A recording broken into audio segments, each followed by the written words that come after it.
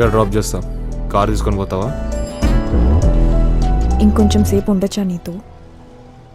ఒక కొత్త sushi place start అయింది, నీకు ఇష్టం కదా, వెళ్దామా? నాకు ఇష్టం లేదు సూషి. ఆకలేస్తుంది. అది గడ్రా ఏమ్రా అది.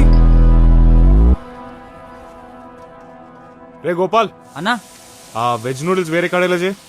అది కూడా నువ్వు చెప్పాలా అన్నా? అరే చోటు అన్న అన్న వాళ్ళకి రా.